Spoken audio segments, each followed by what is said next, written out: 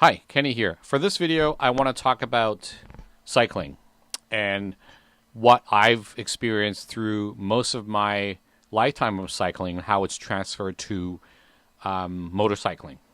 And I want to highlight this by kind of pointing out 10 things that I've discovered to be very beneficial to myself as a motorcyclist, as a beginner motorcyclist. I've ridden a motorcycle for about a year now. I reside in Ontario, and I've got my M2. I'm attempting to apply for my full M, probably in April or spring, but having some issues with lining up my tests. It doesn't seem like I can get anything done online, so I might have to look into options. But going back to cycling, I want to talk about 10 key things that I've realized after motorcycling were huge benefits to my motorcycling start. So number one is body balance and just general awareness. So, years of cycling, balance, that idea of keeping your center of gravity, controlling that center of gravity, body position, are all key things you do subconsciously on a bicycle. And that's totally transferable to motorcycling. So, if you ever do take up the M2 exit course, they tell you to look at where you're going. And it's super natural on a bicycle. And I got to admit, when I still got on a motorcycle shortly afterwards, I was still kind of looking at, controls and things like that. But once I got accustomed to it, the idea of looking where you're going, it's something that comes right back when you are on a motorcycle and this is, experience that's built into you from years of bicycling. You instinctively also know how to shift your weight in turns. You know how to lean, and you know how to keep things stable at low speeds. A lot of times people, when they ride a motorcycle in low speeds, they tell you to look at where you're going. And I find it's not necessarily easy on a motorcycle. But I have found that when I do slow turns and slow maneuvers, I not only necessarily look at where I'm going, but I also try and keep an eye out and get a feel for the front wheel. So, and I don't know how to explain this correctly, but when you're doing a little U-turn, perhaps, pay attention to your front wheel. It's not like you're necessarily learning to ride a whole different machine, but just paying attention to your front wheel, you can kind of subconsciously lean into and follow the direction of where the wheels are running. So I don't know if that makes sense or not, but I do feel like it's very beneficial to kind of lean with a motorcycle and with the intent of paying attention to your front wheel, where it's positioned, how it's turning. So in general, just slow maneuvers, tight U-turns, parking lot practice just seems a little bit more instinctive when it comes to a motorcycle once you've gathered up years and years of bicycling experience. And I have ridden I've got a Rad Runner 1. It's essentially a cargo style e-bike, and it's got a throttle. And I find with it's got the fat tires too. So I find with the leaning, just prior to getting a motorcycle, I've ridden this particular cargo fat tire e-bike for 2-3 years. So the idea of leaning with a somewhat heavy, this thing's 70 pounds, it did give me a lot of good feelings and confidence on getting on a motorcycle. So there's that. So, whether it's bicycling or using e-bikes, even try, taking a cargo bike out for a rip. See how you feel about your balancing skills.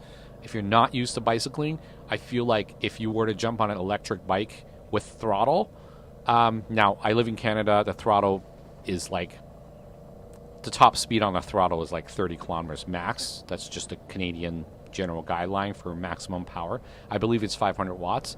But you do get a feel for that weight and how it works and translates when it comes to adding throttle to that.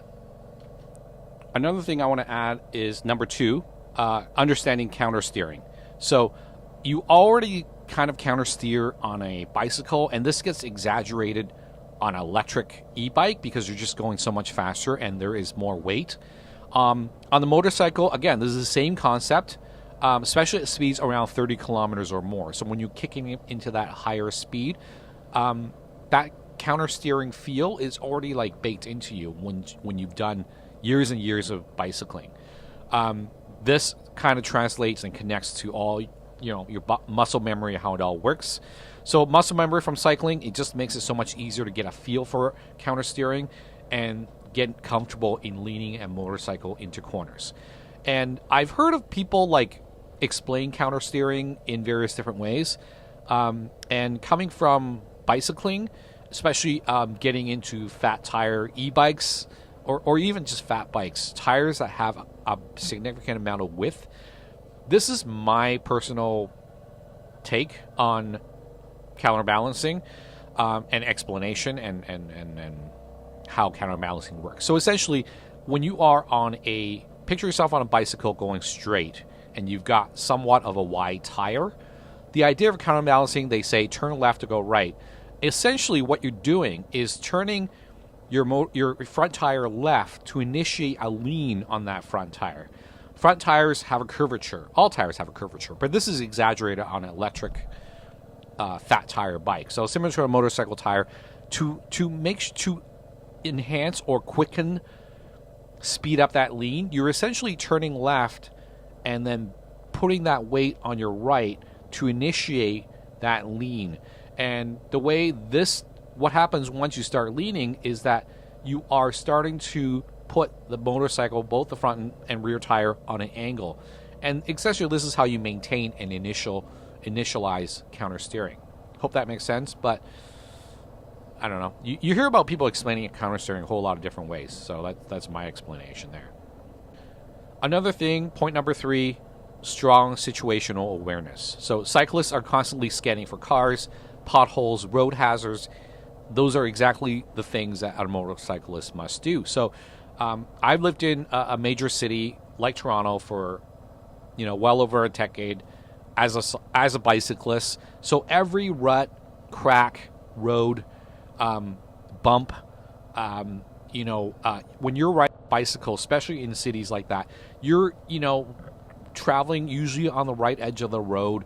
You know how some roads just have pavement and then like a concrete ledge starts that leads to the curb. You get really familiar with where your bicycle tires are contacting, especially on such a small patch of pavement. So that instinct of looking at where your tires are going to go the next minute and scanning for that, hugely beneficial if you are already a cyclist, and bringing that to motorcycling just enhances your situational awareness. You're probably really good at reading traffic at this point when you are an experienced bicyclist.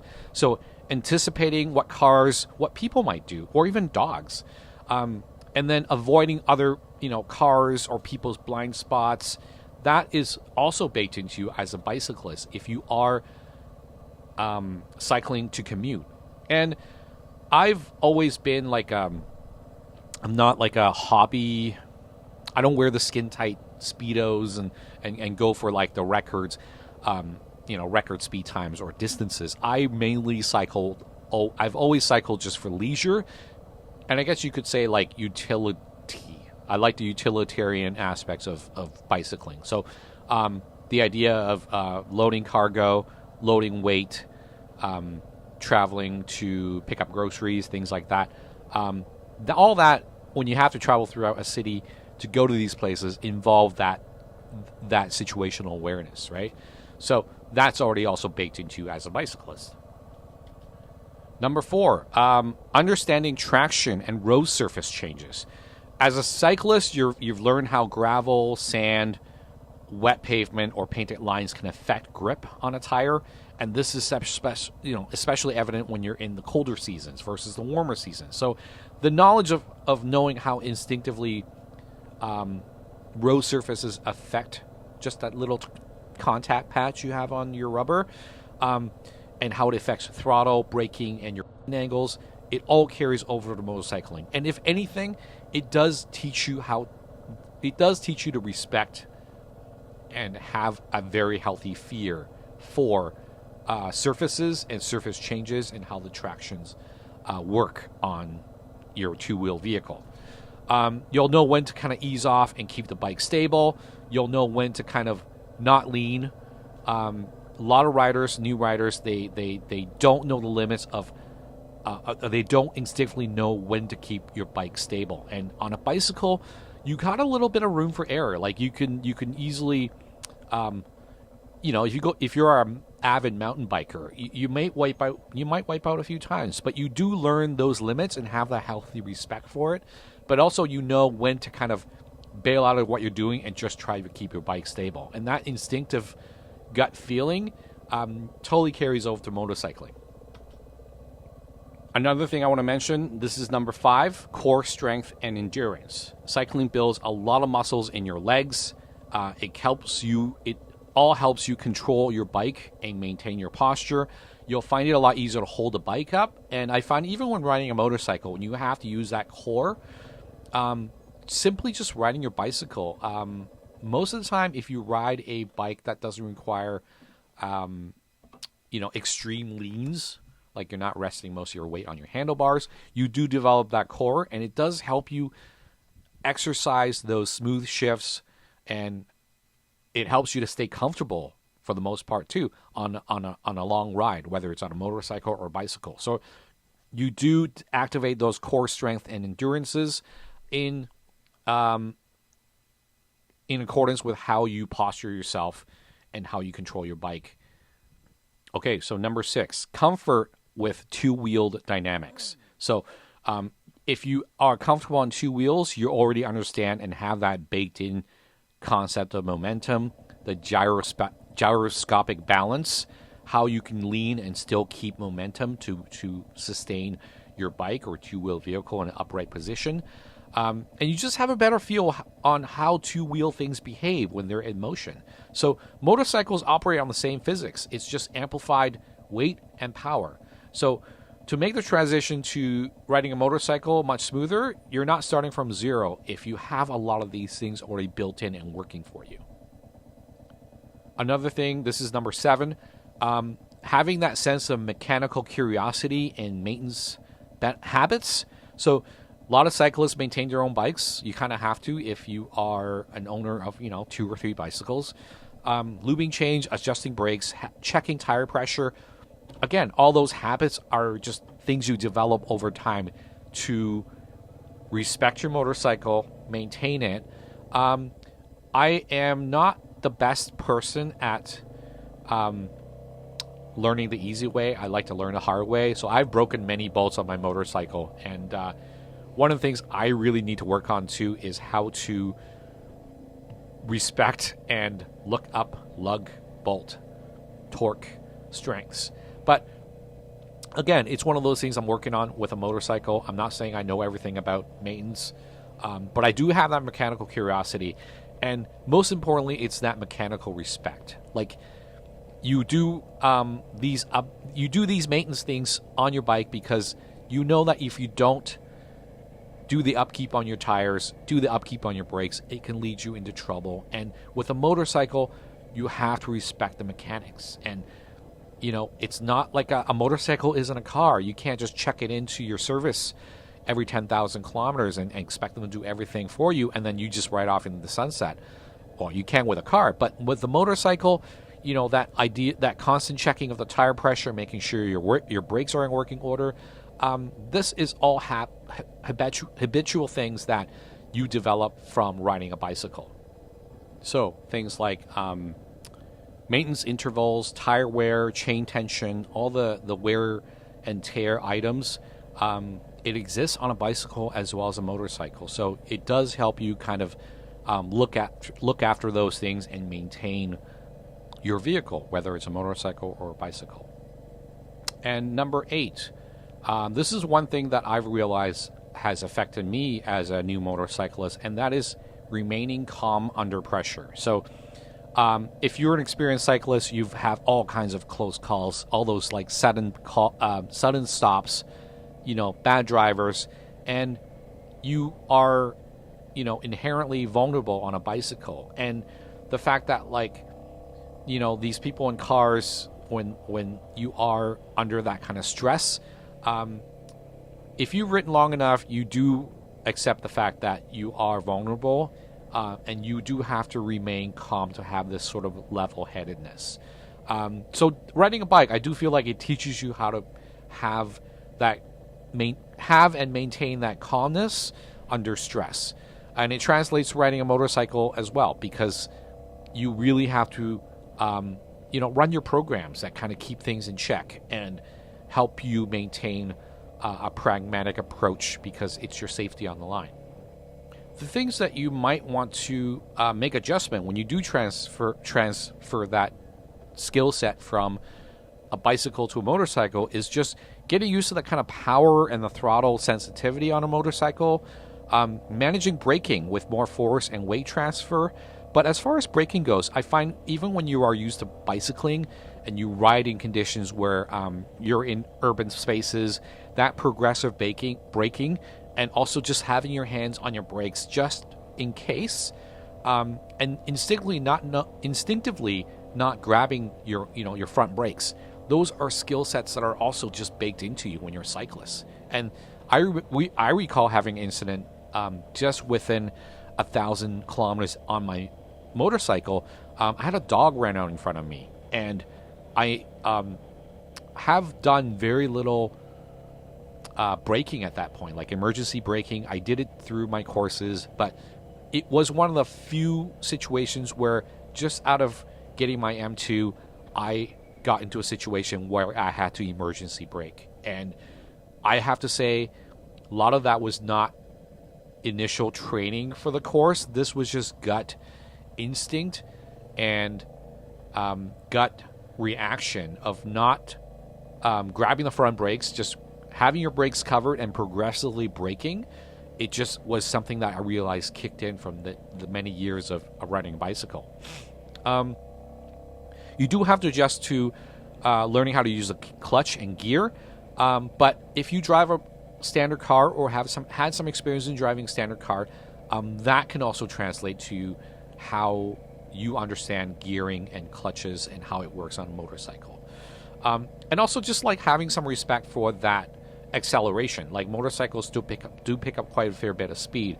And if you are used to that kind of speed, if you're on a bicycle and you've gone downhill, you've hit those 40 kilometers, 60 kilometers on a bicycle, you respect that speed, and it does maintain and give you that confidence to stay calm in those situations. So this leads to number 9, and that's knowing the rules of the road. If you drive a vehicle, which is a plus, but if you are a bicyclist, you also have to read the signs that come with the territory, and that's navigating road spaces, and road maps. So knowing the rules of the road, but also on a motorcycle, you have to be hyper aware of the rules of the road, whether what's right and wrong, and the more knowledge you have on how traffic signs work, how traffic signs dictate behavior on flowing traffic, you need to have that understanding whether or not you're on a motorcycle or a bicycle, because you are the most vulnerable one on the road, with the exception of maybe pedestrians. But knowing the rules of the road, I feel that has also baked into my skill set coming to a motorcycle, and this leads to number 10, and that's respect for the road and the respect for the dangers of speed. And you don't have to tell anyone on two wheels with a pedal that speed can potentially be dangerous. We all know that as a cyclist. So having that healthy respect for speed, having that healthy respect for road, traffic signs, the conditions of surfaces, this all helps you become a rapid adapter to things on two wheels with a motor. So with all that said, I do feel like a lot of these skill sets I've gained over the years of bicycling has transferred to my motorcycling experience. I hope that helps. And for anyone who's like learning or curious about motorcycling, I do highly recommend like take up a friend who has an electric bike if you don't want to do the pedaling, to get a sense of that speed where traction holds and traction breaks, and how to behave and react to that. All of this helps. And I know a lot of people that start off with dirt bikes when they're kids. You might not have to, ever dive into this. But if you've never touched a motorcycle and you are curious about it, I do recommend riding a bicycle just to kind of get a sense of feel on what it's like to be on two wheels before you progress to a heavy two-wheeled big motorcycle. So thanks for watching. I hope this is interesting. Take care. Talk to you next time.